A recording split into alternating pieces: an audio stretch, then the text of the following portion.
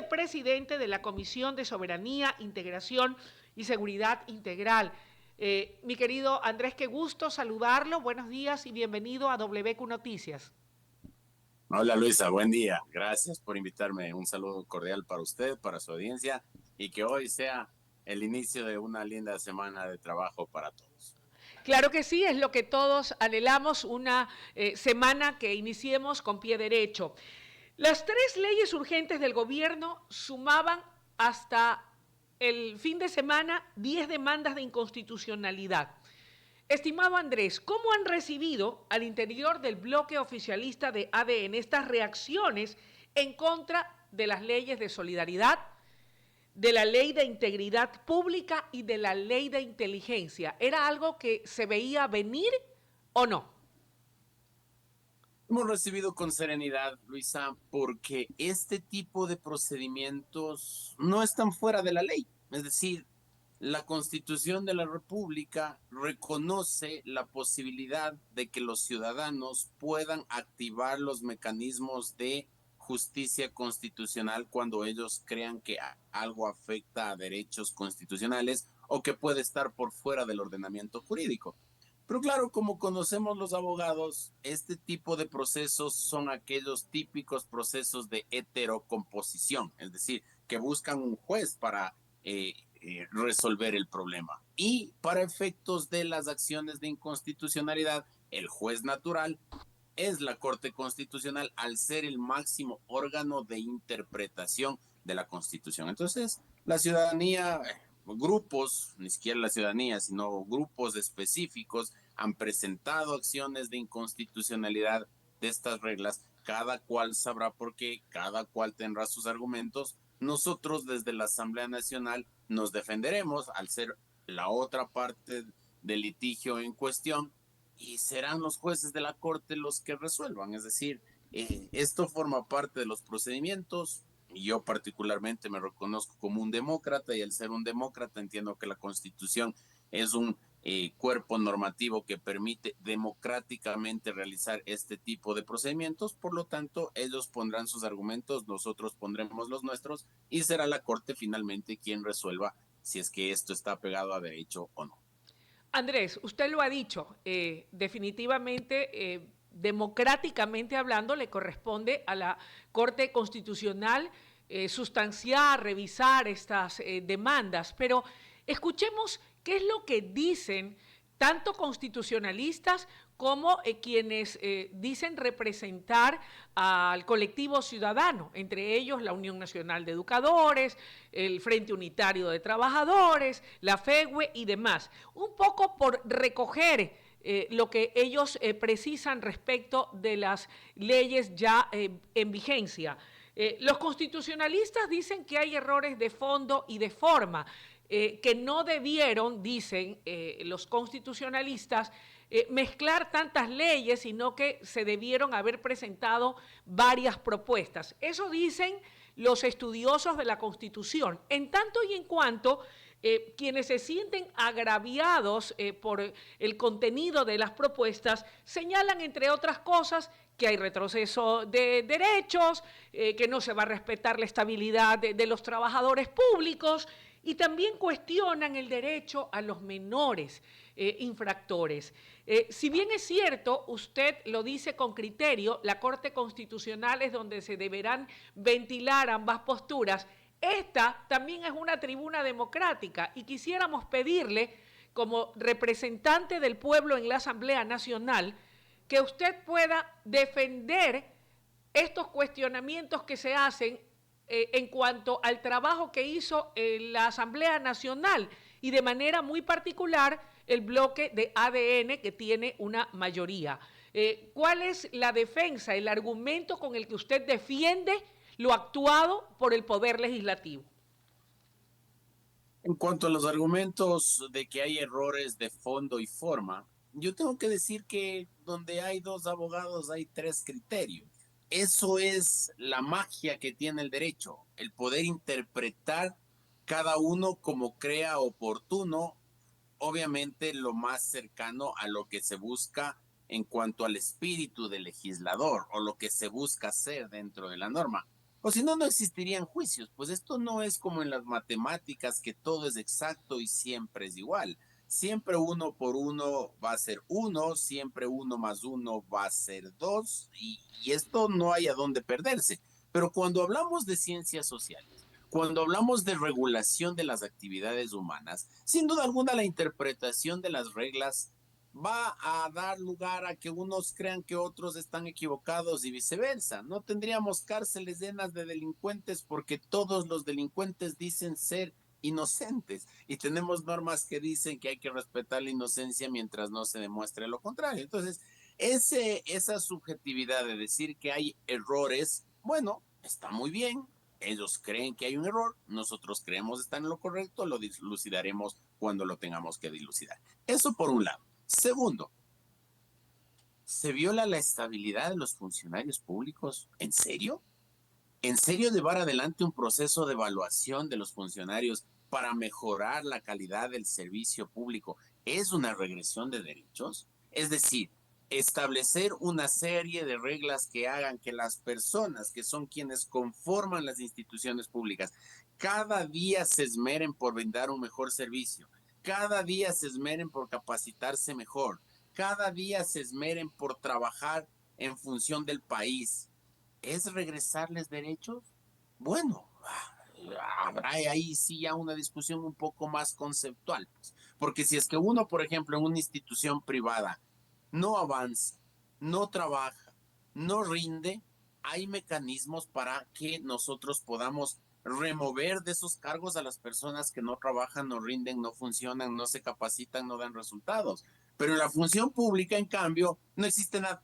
En la función pública ya se le da un nombramiento y puede ser el más grande funcionario público, como puede ser el más mediocre de los funcionarios públicos, que en el Ecuador no hay ningún mecanismo de evaluación para que la función pública mejore y la gente se sienta mejor. Preguntémosle a la ciudadanía cómo se siente con el servicio de algunas de las instituciones. Pues seguramente no están muy conformes. Y nosotros tenemos que trabajar para la mayoría de los ecuatorianos. Y esa inmensa mayoría nos requiere, nos pide, nos exige que seamos eh, bastante más creativos a la hora de analizar las funciones públicas, y que no sea solamente esto un tema de que llegamos a tener el nombramiento y se acabó y nos vemos de aquí dentro de 30 años que nos toca jubilarnos. Y tercero, regresión de derechos de los menores de edad. Nosotros no estamos atacando a los menores de edad, Luis. Nosotros no estamos atacando a los jóvenes. Nosotros nos estamos yendo en contra de las bandas que los reclutan. El otro día en el pleno yo sacaba datos de la DINAPEC. El 89% de personas que mueren dentro de los conflictos con el crimen organizado son menores de edad, chicos de entre 14 y 17 años. Los grupos que ahora están llenando la ventanilla de recepción de documentos de la Corte Constitucional ayudan a levantar esos muertos, acompañan a las familias de los muertos, sacan comunicados a favor de las familias, en cambio de las víctimas de los delincuentes menores de edad. Esos grupos de derechos humanos que ahora llenan la ventanilla de la Corte Constitucional, les ponen un abogado a los muchachos cuando son capturados por la fuerza pública y son llevados a los jueces. No, no hacen absolutamente nada. Ahora hablan de regresión de derechos. Se llenan la boca diciendo que hay regresión de derechos. Habrá que ver desde qué lado, ¿no? Habrá que ver desde qué lado, Luisa, porque yo, si es que me pongo del lado de las víctimas, pues creo que estamos incrementando derechos, ¿no? Si es que nos ponemos del lado de la persona que tiene que cerrar su negocio porque ya le vacunaron, ya no le alcanza ni con lo que vende, y aún así le quieren reventar el negocio, bueno, estamos trabajando en favor de aquellas personas que quieren trabajar. Si es que yo me pongo del lado de la violada, de la mujer violada por menores de edad, bueno, creo que estamos avanzando en derechos. Si nosotros nos ponemos del lado de la familia, de las víctimas, de la gente que es asesinada en la calle a manos de los sicarios, pues estamos defendiendo los derechos de esas personas. Pero si se ponen del lado de los delincuentes y de la mafia, claro que les estamos dando durísimo. Claro que no les gusta. Claro que no les hace ninguna gracia. Claro que les estamos reduciendo capacidad de acción. No derechos, capacidad de acción. Y eso nosotros vamos a perseverar, porque eso es lo que le ofrecimos al pueblo ecuatoriano en las últimas campañas, y lo vamos a cumplir, Luisa. Créame que lo vamos a cumplir. Andrés, Lo escucho y déjeme decirle que en este momento no le va a hablar la periodista, sino la ciudadana. Y créame que yo coincido plenamente con cada uno de los puntos que usted esgrime. No digo que las leyes sean perfectas, de hecho, todo en esta vida es perfectible, el único perfecto es el Creador, pero coincido plenamente en que no ahora, hace rato que debió haberse hecho el tema del endurecimiento de penas a menores infractores que cometen delitos graves para que sean sancionados como adultos y puedan ser responsables de sus actos, porque de lo contrario no les hacemos sino un muy flaco favor a estos jóvenes que a lo mejor, y siendo tan jóvenes, una vez que purguen su pena, ¿por qué no? Habrán tenido suficiente tiempo para reflexionar en prisión respecto de la gravedad de sus actos y rectificar o reivindicarse estando ahí adentro, porque solamente cuando uno pierde la libertad es cuando más la valora. Con respecto al tema de lo que deberá dirimir la Corte y hablando de lo que dicen los constitucionalistas, sí quisiera también escuchar su criterio a propósito de lo que también señalan, que la responsabilidad de estos errores de fondo y forma, de que se haya convertido muchas de estas leyes en un chaulafán, dijo un constitucionalista, al decir que lo que comenzó bien con una propuesta, refiriéndose en el caso concreto de la Ley de Integridad Pública, con estos cambios al sistema de compras públicas para erradicar la corrupción y las demoras y los letargos y las asignaciones de los contratos del Estado a dedo, terminó hecho un champú, por decirlo de otra manera. Y ellos alegan que allí la responsabilidad no es solamente de la Asamblea, sino también del Poder Ejecutivo, porque el presidente de la República, a través del Poder Ejecutivo, se convierte a la par en un colegislador y señalan ciertos constitucionalistas como el doctor Chalco, constitucionalista del Austro, que una vez que fueron aprobadas las leyes, debió sí el Ejecutivo o vetarlas parcialmente, más allá de que si él consideraba que estaban bien, no tenía por qué hacer nada, sino disponer su publicación. ¿Qué comentario le merece? En el proceso de formación de la ley existe un artículo con el que se inicia. Y yo quiero, Luisa, si usted me lo permite y me regala unos segundos hasta encontrarlo, lo voy a leer para que la ciudadanía que nos escucha me ayude a interpretar, porque a lo mejor estoy equivocado y está bien, pero aquí las cosas nosotros debemos decirlas no interpretando, sino leyendo. Le voy a leer lo que dice el artículo 136 de la Constitución de la República. Artículo 136.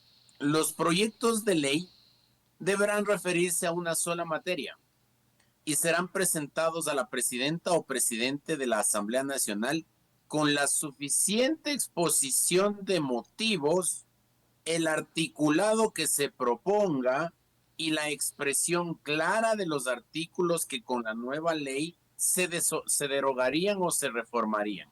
Y aquí viene una parte importante para entender dónde está la discusión. Si el proyecto no reúne estos requisitos, no se tramitará. ¿Qué quiere decir esto, Luis? Que en efecto, la unidad de materia es una característica que debe cumplir una norma al momento de su presentación a trámite. Es decir, cuando el legislador o la persona que tiene la iniciativa legislativa presenta a conocimiento de la Asamblea para que este proyecto de ley sea tramitado.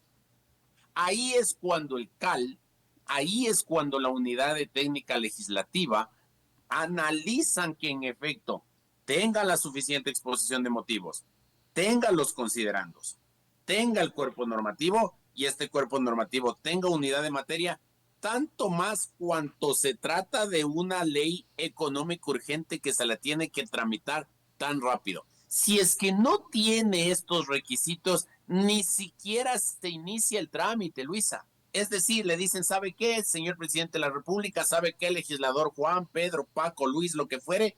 Tome, esto no tiene unidad de materia, tenga la bondad de corregir, corrige y lo vuelve a presentar. Pero cuando ya se incorpora al trámite, evidentemente los asambleístas tenemos la posibilidad de presentar observaciones, incorporar temas, añadir cosas, etcétera. Porque lo que sucede ahí, Luisa, es que esas iniciativas pasan al debate dentro de la comisión legislativa permanente que esté hecho cargo de ese proyecto de ley. Esa comisión legislativa analiza, lo pone en el informe y pasa primer debate.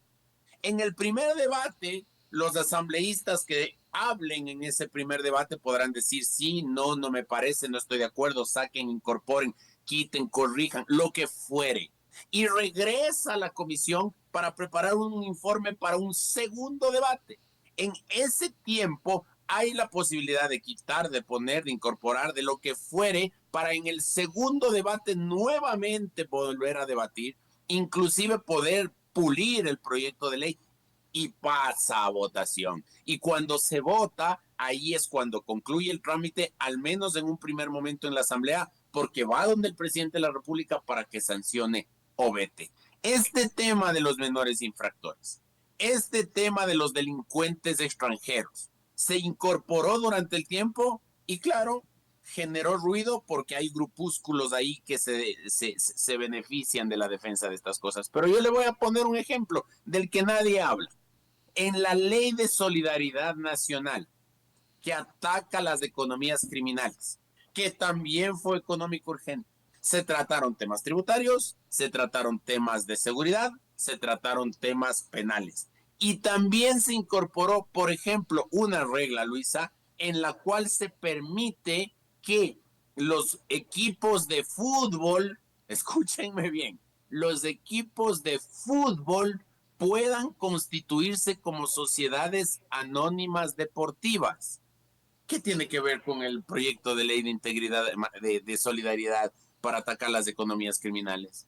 Aparentemente nada, aparentemente nada, pero como no generó ruido, como eso no les preocupa a estos grupillos de derechos humanos, pues entonces ahí no hay demandas de inconstitucionalidad, no pasa nada. Pero en estos otros temas en donde estamos golpeando a la mafia directamente, ahí sí los amigos de la mafia les dictericia, ¿no? Se les para el pelo, se preocupan. Bueno, discutiremos en la Corte Constitucional, pero yo sí quiero dejar claro a la ciudadanía que hemos cumplido con los requisitos, que hemos dado los pasos que hay que dar y que esperamos sinceramente que la Corte Constitucional esté acorde al momento que vive el Ecuador y entienda que las reglas que estamos planteando son necesarias para enfrentar al narco, a la mafia y al crimen organizado, Luisa.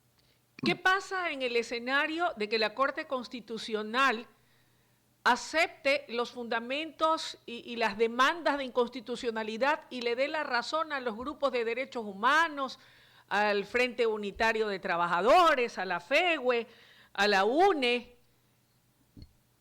¿Qué implicaciones traería eso para el país, para la institucionalidad, para la lucha contra el crimen organizado? Bueno, que la Corte se haga cargo, Luisa, que la Corte se haga cargo de lo que ha hecho. Lo que corresponde a mí, perseveraré.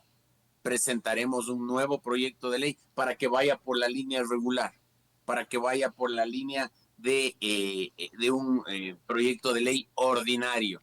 Tendremos que entregarle al país un plan de seguridad y un sistema integral de, eh, de juzgamiento de delincuentes y, y una nueva reingeniería en materia penal, quizás en un año y medio, 2 años, como siga adelante el trámite. En lugar de trabajar pronto, vamos a tener que esperar los tiempos que la FEGUE o los tiempos que estos grupos que han presentado, la coordinadora de ni sé qué, la FEGUE, los típicos atrasapueblos quieran, ¿no es cierto? En lugar de avanzar pronto, vamos a tener que avanzar más despacio, pero no vamos a parar. No vamos a descansar hasta no devolverle al Ecuador la tranquilidad, porque definitivamente el principal problema en el país es la inseguridad y como tal nosotros tenemos que hacer lo nuestro desde la Asamblea Nacional y lo nuestro será establecer todas las reglas que sean necesarias para dotarles a los jueces de suficientes instrumentos jurídicos que les permitan juzgar y reducir a los delincuentes a donde se tenga que reducir. Si la FEGUE y el MPD y la Unidad Popular y toda esta gente que siempre pierde elecciones pero está vigente por estas cosas, sigue insistiendo, pues bueno, habrá que discutir, habrá que pelear, habrá que hacer lo que haya que hacer, Luis. Dos puntualizaciones, estimado Andrés. No solamente que han presentado demandas de inconstitucionalidad a la Corte Constitucional, sino que además están anunciando marchas y protestas que se llevarán a cabo en el Ecuador, en varias provincias de manera simultánea, entre el 11 y el 16 de julio. ¿Y quiénes son? El Frente Popular, el Frente Unitario de Trabajadores, la FEGUE, la Unión Nacional de Educadores.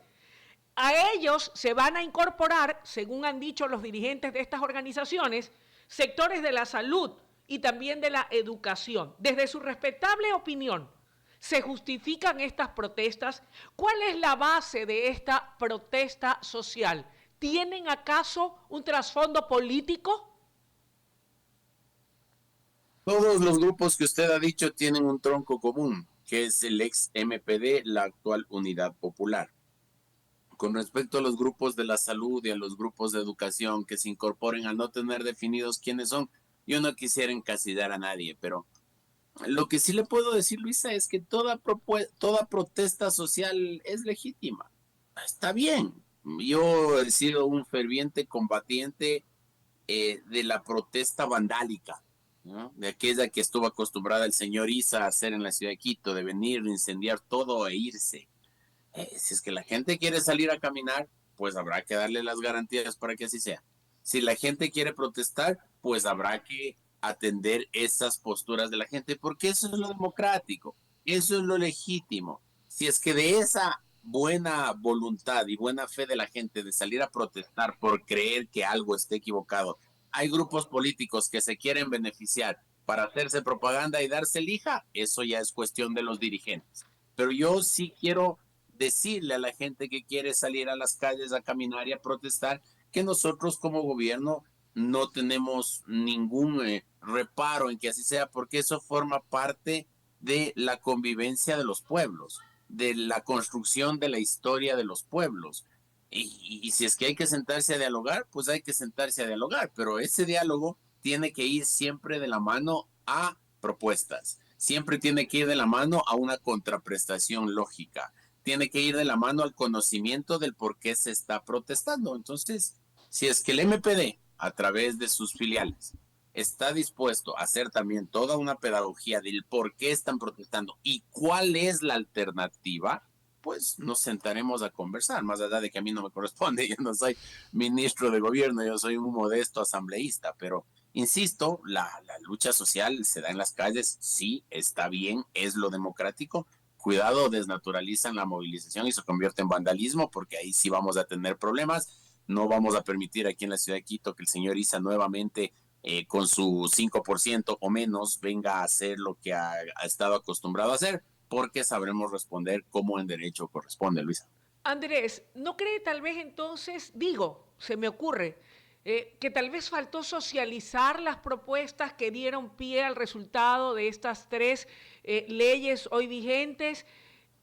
No se va a criminalizar la protesta que han anunciado entre el 11 y 16. Y lo tercero y último, que creo que es lo más importante y no quería dejar de preguntárselo para escuchar su valioso y respetable criterio como un hombre de derecho. Muchos cuestionamientos hay sobre la Corte Constitucional, que obviamente es fruto de lo que ocurrió en el 2008 con la famosa Constitución de Montecristi que hoy nos rige. El hecho de que exista una Corte Constitucional que al final termine dirimiendo el trabajo que se ha venido haciendo, en este caso en la Asamblea, y que en el caso del tema de los menores infractores particularmente, recoge el sentimiento popular de muchos de los ecuatorianos, que creo que no hay uno que no haya perdido un familiar, un ser querido a manos de la violencia y de los menores sicarios. Y que sea esa Corte Constitucional, que dicho sea de paso, para algunos juristas muy prestigiosos está en entredicho, la que termine decidiendo, por lo cual se ha venido luchando para que la Asamblea responda a este clamor popular? ¿No cree usted que hacia allá debería ir una reforma profunda de la Constitución para poder eliminar ese organismo o el Consejo de Participación Ciudadana y Control Social, que dicho sea de paso, también está en entredicho? La Corte Constitucional, Luisa, es una institución realmente noble. Como institución forma parte del sistema democrático ecuatoriano. Es lo que garantiza el control constitucional. El problema de la Corte no está en la institución. El problema de la Corte está en varios de sus integrantes. Mire, Luisa, ahora se han vuelto todos exquisitos, ¿no? En la interpretación de la Constitución, pero literal, al milímetro. Hay que proteger la Constitución al milímetro. En la coma, en el punto y coma, en el punto y aparte, en la tilde. En eso hay que ver dónde está la interpretación constitucional. Cuando al mismo tiempo, Luisa, hemos tenido una corte, esta corte, la que ahora estamos discutiendo, que no ha tenido ningún inconveniente en comerse la capacidad normativa de la Constitución. Yo le voy a poner dos ejemplos clarísimos en donde se pasaron, perdón por lo coloquial de la expresión, pero no me queda otra, se pasaron por el forro la norma constitucional. ¿Qué es lo que decía la Constitución de la República en un tema específico? El matrimonio es la unión estable y monogámica entre hombre y mujer libres de vínculo matrimonial. Llegó el doctor Ramiro Ávila Santamaría y unos 2 o 3 resfriados más a hablar de la interpretación holística de la Constitución a partir de los derechos fundamentales reconocidos en los tratados internacionales, y a pesar de que había norma expresa, no había lugar de interpretación, era expresa, resolvieron hacer que la Constitución de la República reconozca el matrimonio entre 2 personas libres de vínculo matrimonial, abriendo el espacio al matrimonio homosexual. ¿Alguien dijo algo en torno a eso? No, nadie dijo nada en torno a eso, porque la Corte es la Corte celestial prácticamente, ¿no es cierto? Meses o años después, el Ecuador respeta la vida desde la concepción. Apareció el doctor Ramiro Ávila y otros 4 resfriados a decir que en el Ecuador la vida debe estar sujeta a los vaivenes de la soberanía del cuerpo, entonces debemos evitar que las niñas sean madres y bla, bla, bla, bla, bla, bla, bla. Enmendaron la Constitución que no requería interpretación en ese artículo y legalizaron e hicieron constitucional el aborto en el Ecuador. Y ahora hay grupos que han presentado demandas en las cuales quieren que el aborto sea en cualquier momento. Veamos si es que esta corte da paso a que se mate a los niños en el vientre de sus madres en cualquier momento. Entonces, ahora son exquisitos. Ahora hay que proteger al menor. Ahora hay que proteger al servidor público. Ahora hay que proteger al extranjero. Bueno, tengamos un poquito de sindéresis. Es largo conversar esto, Luisa, pero se lo tenía que decir. Muchísimas gracias, estimado Andrés, por haber aceptado esta entrevista y por contestar abiertamente todas y cada una de estas interrogantes que recogen el sentir de quienes nos sintonizan, que quieren que las hagamos con frontalidad, con la misma frontalidad y apertura con la que usted ha respondido, como siempre lo hace. Gracias y que tenga una muy buena semana. Ojalá en algún rato lo tengamos aquí en Guayaquil, en nuestro estudio, cuando se venga por acá, ahora que es julio. El 24 de julio, ¿ya? ¿Qué le parece? El 24 voy. Le tomo la palabra, le tomo la palabra. Ya, seguro. Ya, un fuerte abrazo. Buenísimo. Que esté muy bien, gracias. Chao, Luisa, buen día. Que le vaya bien. Gracias, de igual manera. Bueno, acabábamos de escuchar la intervención del asambleísta nacional por ADN, Andrés Castillo. Vamos a una breve pausa, pero cuando volvamos tendremos en vivo la presencia de la doctora Katia Murrieta, columnista de Diario El Universo. Con ella estaremos abordando un tema muy actual, muy del momento, la crisis en el sistema judicial y la declaratoria de emergencia que está contemplada en la ley ya vigente de integridad pública. Una pausa y ya volvemos.